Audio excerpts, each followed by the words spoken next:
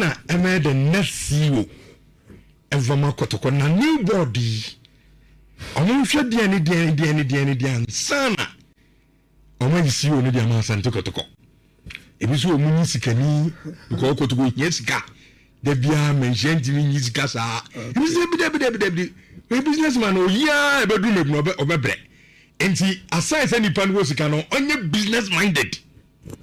Okay. And yes, can you but Obia was cut the other business minded. There be an over fetches car for Asante Kotoko. You say, oh, and you say, a see Kotoko man over here. And so you'll be a not door in terms of Indiano. It's Ayala according to Sanyama Titi, and it dear shall say, a power in no. Dear about me, I hold. Minka say is so different. But baby Nhyira which it depend in common than the surface of why na Kotoko nchusu CEO, why na board nchusu. I think so we need to have I was saying in common a new duties okay on what this board must bring to Kotoko administration. There was a board way at the back for Kotoko's administration. Say, yeah, to Kotoko. No. Rich, it must go beyond just why no moon fano as CEO. Matiti Dini Bebre. They are known for the football industry, any new administration. They are known for their general corporate intelligence. Any proper high-level administration overall. So, Kwame Bani and Komoni Ade. And also are known for showmanship. Say, Ora Samoko for who Samoko for free as Kotoko Siwa, which you've given Kotoko a showman CEO. He doesn't come with a strong corporate background. He doesn't come with a strong administrative background. Need any showmanship. But I think say any Kotoko board no 8 years and even after this program obi send you a video now say oh Charlie and Ayala mu ye program bi wo and they made some suggestions na omutia rich let's yembwa omu inyeso ye opinion sebi efutu kakra bia yeso yebetimi bia ama omu if they are on the deliberation table, it can help them. Rich, so we see you not one forming the management. Ukasa exercise in the boma. All that you be doing and they say, "Oh, probably a odi da Kotoko." The administration be sharing some. They affect the day-to-day running of the club. But Rich, must you go straight and appoint a CEO and say, may you wo Richard Smedonko, may Kotoko CEO form your management and run the day-to-day affairs of Kotoko. So when Kotoko here CEO, would that not be too simplistic? So person also me Kotoko administrative problems. Next a board we say Omo Kotoko be different from the young dadana. Me say a straightforward looking for why they may Kotoko CEO now on forming the management now taking the Yahusa, and I don't think it will change much. And see, I have a proposal for them. Which, for the first time, we will use the whiteboard not to write quotes, but we will discuss the organogram. Mimi Jiri said, also Kotoko here. Now, Kotoko already have board of directors. The board are there. The board of directors are there. Omuna no muda is screen. Now, what we are looking for, and he said, under them, why me? No, the big question is, under them will be the CEO. But your first question mark and to CEO no answer.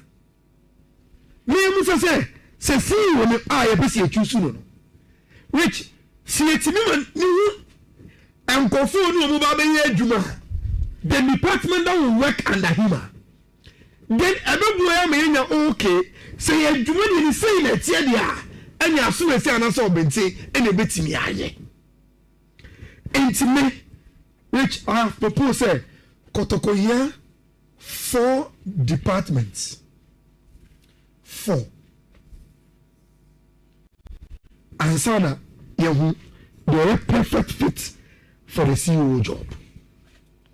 First one, omo mbaye adwuma awo the Kotoko Secretariat.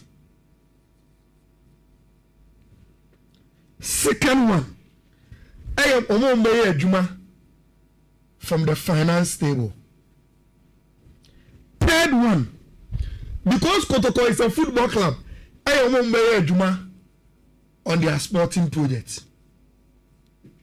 Then the last one will be the legal team, which Mr. Kotoko board, before they appoint a CEO, they should refurbish the Kotoko Secretariat. So who refurbish? So who will see that? So who will see that? They should first look for secretariat workers and the head. 1 floor for finance, Kotoko Sikasam. 1 floor for the sporting director. Say Kotoko, Bobo Kuno. I did be a first sports night, a Kotoko park in Subiano. I had a home office work. Then there's a legal one, that one, a Chatomama Bekan. First one is secretariat. Which, second, a club secretariat here. Omuna. Omu dealing with the correspondence of the club. And no man here is saying, "Bia, I don't know in the current Kotoko administration here, not your friend, no operations manager. And he, Emmanuel that's obeyed by, assisted by Enya Akoto. Then that's obeyed left for CAF. Then Akoto took over as administrative manager of the club. Sir, administrative manager, the secretariat work. Which say if this board, I'm so Kotoko a new direction. Me, I have proposed, say they should call Nhyira. Every calf. Paul Asim, a day in a calf for a day more. A man who tell me to me die Kotoko. We want to give you more. Come back. Because which Kotoko Dada say you run a club no. I am secretary for here. TMS registration. Okay, and maybe as what it will. Yes. House of folk. Yes. Damn man. That's the kind of person I'm talking about. And the Kotoko here, their own center AFA organ government, their own general secretary. Someone with deep knowledge. Kotoko and when it comes to administration. So I see enjoy let me FIFA that administration yano. Look, they should bring back Ima with Akoto for here. And see Ima Akoto. And okay. Now Rich, I am mentioning these names. Say any umpa, then Obi must be at their level. You say, oh, I know Ima. My friend says, where are you now? Catch Mr. Ashof Totoku say, yes, so you have some member and the Kotoko Secretariat for us. You are talking about that level. And see, may both deal with say Omuna, dealing with Team CCA, but Obi level will do. Kotoko need that. People with enormous football knowledge in administration and run the operations of the Secretariat. Let it be by our response. You talk crabby, clauses behind a woman, man, say, and see, only problem with administration. The next important thing is the finance, which under the finance, you have your marketing or accountants and our auditors. Now, Rich, in any corporate structure the finance office is as important as the CEO, because every decision there must make financial sense. And over multimedia, so we can answer more. There's a whole corporate office, and only dealing with the finances of the company. And to say Jimmy Tina, now as the general manager for Kumasi Multimedia, or making decision say Kim, the first office they ran the decision through, the corporate office, the finance office. If you can call it finance or corporate office, then they must make financial sense of the decision. Apart from making the financial sense, I say, Anna, you could put scammer, you this scam. Kotoko, I saying, and say, Rich, only scam. Kotoko don't have money. Now, assuming I am a crazy, board of directors know scapa. They are even ready to cough Abia, let's say tentatively, $5 million into Kotoko. Rich, say if they don't get a very, very good finance office to limit sales can, to say, every decision be able to take with that money, whether you have to whether you have to whether you have to we must get value for Sika spending. And that's say $5 million as seed money. Can our target be say after 2 years that $5 million will grow within the operations of the company and you may 8 million. Your target is by the next 5 years, some $5 million must run the operations of the club. You have account to now you run a club but still not for so say you need people with astute finance acumen to be in that office. You need marketers who go bring sponsors and talk brand, you know. This is a very, very important office. Now, Rich, see, I need a secretariat here. Now, you see, Kasam is in high level people's answer. Then comes Kotoko as a club, a football club. And see, when a coach, when a players, every weekend be a born a year born. Yeah, then you bunny say, yeah, Kotoko ye. You need a sporting director. Kotoko need that. When I was preparing this, you see Falasa Chipsa. Okay.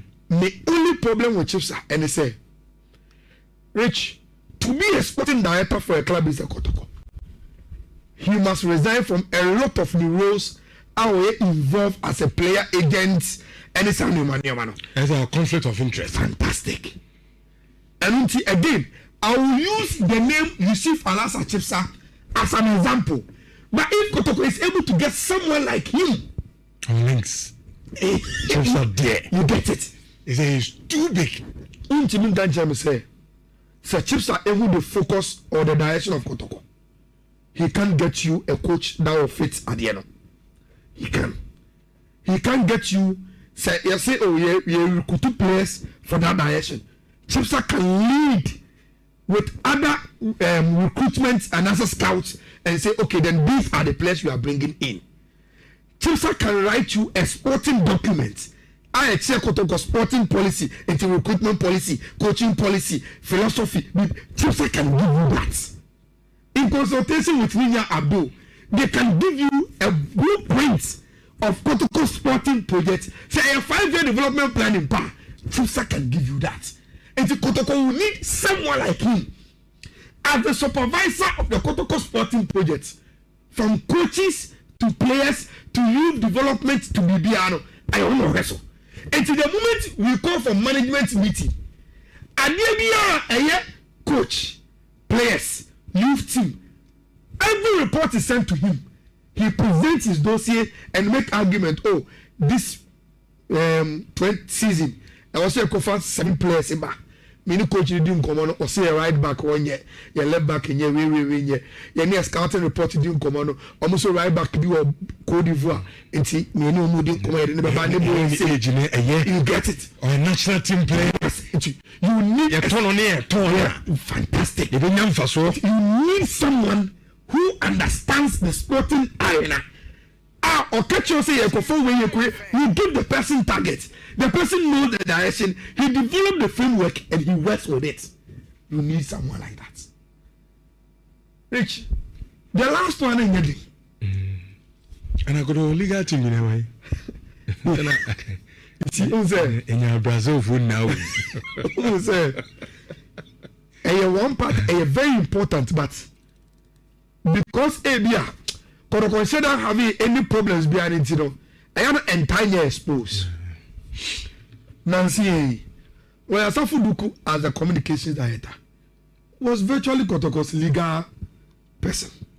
But Rich, any question yes, sir, only with the India. I was a Kotoko as a club. I also seen legal and no man, a legal firm, a law firm, not an individual, a firm. Enti menka premo ana which any law firm bia onimia. Yes, when and a Kotoko, a legal firm. And ahano, Rich, it must come from Utumfo, the owner of your club. It must not come from the board or the CEO. It must come from the social order. Una company ni order. And to una company no and who legal no man you must give the company your lawyers. And Mr. Nakufibedu say about the last part of Kotoko management now, the legal now. They should just outsource it to Utumfo.